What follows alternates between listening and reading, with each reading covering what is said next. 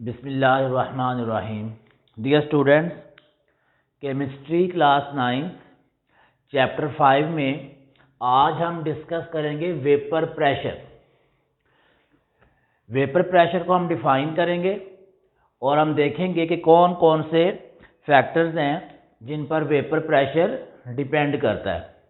तो सबसे पहले वेपर प्रेशर को हम डिफाइन करते हैं, the pressure exerted by vapours of a liquid, कि वो प्रेशर जो किसी लिक्विड के वेपर्स एक्सर्ट करते हैं, वो प्रेशर जो किसी लिक्विड के वेपर्स लगाते हैं।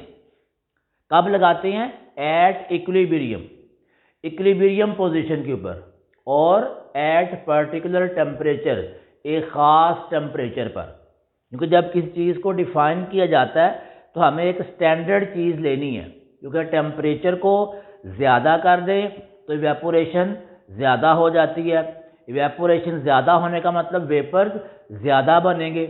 टेम्परेचर को कम कर दें तो इवेपोरेशन कम होगी। इवेपोरेशन अगर कम होगी तो वेपर्स कम बनेंगे।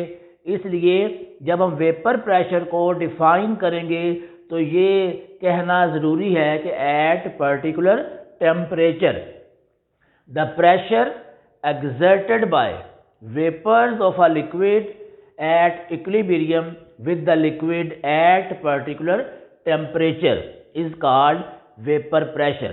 किसी लिक्विड के मॉलिक्यूल्स, किसी लिक्विड के वेपर्स जो प्रेशर एक्सर्ट करते हैं इक्विलिब्रियम पोजीशन पर, एक ख़ास टेम्परेचर पर, उस प्रेशर को हम कहते हैं वेपर प्रेशर। अब इस डेफिनेशन के अंदर एक वर्ड आया एट इक्विलिब्रियम। तो पहले हम ये समझते हैं कि इक्विलिब्रियम स्टेट जो है वो क्या होगी। अब इक्विलिब्रियम ऐसी स्टेट है जिस पे रेट ऑफ वेपोराइजेशन और रेट ऑफ कंडेंसेशन दोनों इक्वल हो जाए।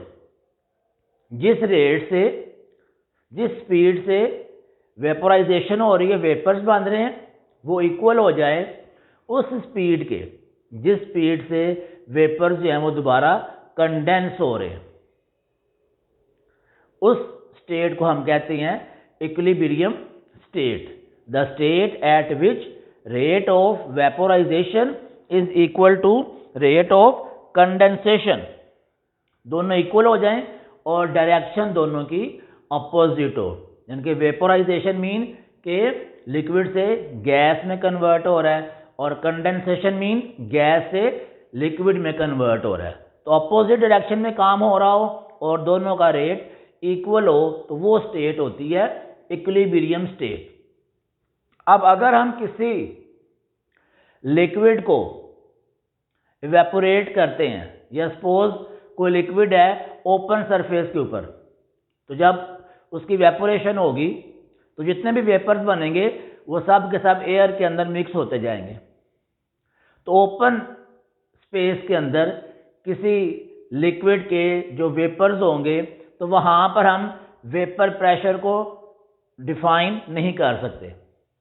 क्लोज कंटेनर का होना ज़रूरी है, क्योंकि इक्विलिब्रियम स्टेट तब आएगी कि जब जितने वेपर्स बन रहे हैं वो सारे के सारे उसी कंटेनर के अंदर इकट्ठे हो रहे हों। तो स्टार्ट के अंदर तो सारे जो लिक्विड के मॉलिक्यूल्स हैं वो इवेपोरेट होंगे। अब वो इवेपोरेट होके उस कंटेनर, उस बर्तन से बाहर नहीं निकल रहे, उसके अंदर ही रह रहे हैं। जब वो उसके अंदर होंगे तो कुछ देर के बाद कुछ मॉलिक्यूल जो हैं वो दोबारा उस लिक्विड के सरफेस के ऊपर आके उस लिक्विड के अंदर फिर मिक्स होना शुरू हो जाएंगे, यानी कि वो वेपर से दोबारा लिक्विड स्टेट के अंदर आ जाएंगे। इसको हम कहें कंडेंस होना स्टार्ट हो जाएंगे। तो स्टार्ट में रेट ऑफ वेपोराइजेशन ज़्यादा होगा और कंडेंसेशन स्लो होगी, लेकिन कुछ देर के बाद कंडेंसेशन का प्रोसेस भी का जो रेट है वो भी इंक्रीज होता जाएगा, और एक वक्त आएगा कि जब रेट ऑफ वेपोराइजेशन और रेट ऑफ कंडेंसेशन दोनों एक ही रेट से होंगे। और ये कब होगा? जब क्लोज कंटेनर के अंदर किसी लिक्विड से की वेपोरेशन होगी, किसी लिक्विड से वेपर्स बनेंगे क्लोज कंटेनर के अंदर, और सारे के सारे वेपर्स उस कंटेनर के अंदर ही होंगे, तो वो दोबारा कंडेंस होना स्टार्ट हो जाएंगे। तो इस स्टेज के ऊपर जब दोनों का रेट इक्वल होता है तो वो स्टेज जिस पे नंबर ऑफ मॉलिक्यूल्स जो इवेपोरेट हो रहे हैं वो इक्वल हो नंबर ऑफ मॉलिक्यूल्स जो कंडेंस हो रहे हैं, इस इक्विलिब्रियम को हम कहते हैं dynamic equilibrium. The state at which number of molecules evaporating will be equal to number of molecules coming back to liquid. This state is called dynamic equilibrium. तो ये equilibrium जो है ये dynamic equilibrium है, क्योंकि ये मुसलसल प्रोसेस जो है वो चल रहा है। मॉलिक्यूल लिक्विड से गैस में कन्वर्ट हो रहे हैं और गैस से दोबारा लिक्विड के अंदर कन्वर्ट हो रहे हैं। तो ये था वेपर प्रेशर, इक्विलिब्रियम और डायनामिक इक्विलिब्रियम। अब हम फैक्टर्स को डिस्कस कर लेते हैं कि कौन से फैक्टर्स हैं जिन पर वेपर प्रेशर डिपेंड करता है। तो सबसे पहला जो फैक्टर है वो हमारे पास आ जाता है नेचर ऑफ लिक्विड, कि जो लिक्विड है उसकी नेचर क्या है, उसके अंदर कैसी फोर्स है, पोलर लिक्विड है, नॉन पोलर लिक्विड है। पोलर लिक्विड के अंदर इंटरमॉलिक्यूलर फोर्स स्ट्रांग होती है नॉन पोलर मॉलिक्यूल्स की निस्बत। तो नेचर पर डिपेंड कर रहा है वेपर प्रेशर। अगर तो हमारे पास कोई पोलर लिक्विड है तो वेपर प्रेशर जो है वो देर से वो कम होगा।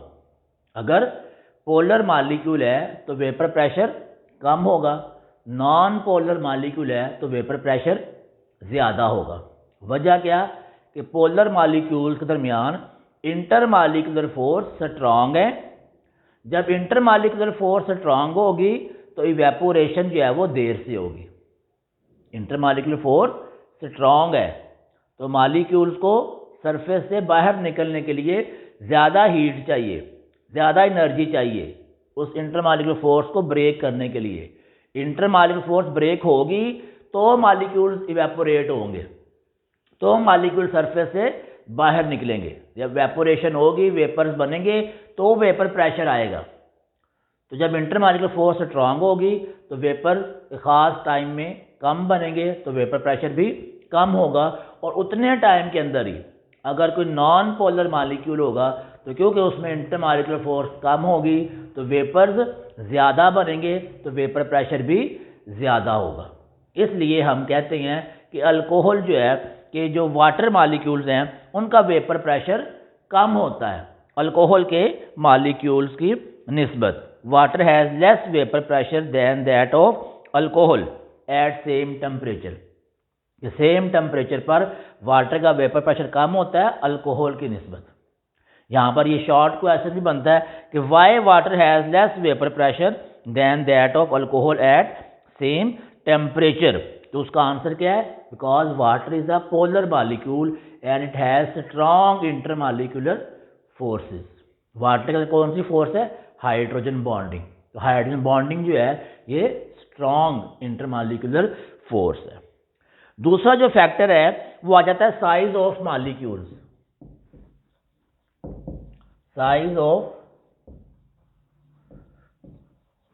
मॉलिक्यूल, मॉलिक्यूल का साइज जितना छोटा होगा उतनी इवेपोरेशन ज़्यादा होगी। इवेपोरेशन ज़्यादा होगी मीन्स वेपर ज़्यादा बनेंगे तो वेपर प्रेशर भी ज़्यादा हो जाएगा। साइज ऑफ मॉलिक्यूल बड़ा होगा, लार्ज मॉलिक्यूल साइज होगा तो इवेपोरेशन कम होगी। इवेपोरेशन कम होगी, वेपर कम बनेंगे। वेपर कम बनेंगे तो वेपर प्रेशर भी जाहिर है कम होगा। तो स्मॉल साइज मॉलिक्यूल का वेपर प्रेशर जो है वो ज़्यादा होता है लार्ज साइज मॉलिक्यूल्स से। यहाँ पर एग्जांपल है हमारे पास हेक्सेन C6 और H14 और डिकेन C10 और H22। हेक्सेन का साइज स्मॉल है इसलिए इसका वेपर प्रेशर जो है वो ज़्यादा होगा। तीसरा जो फैक्टर आ जाता है वो है टेम्परेचर।